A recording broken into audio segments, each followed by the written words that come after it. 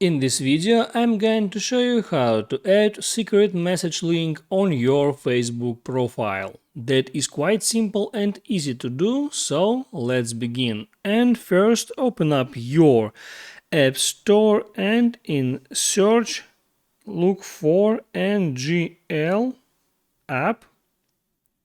I just typed in NGL and there is NGL Anonymous Q&A app. Just install it. I did it before, so now I can hit open button and there hit get questions, and on that step I need to make new name for my account. You need to do this just once. I'll type in FB secret, for example, and hit done. Now I got this link. It is my link for that application.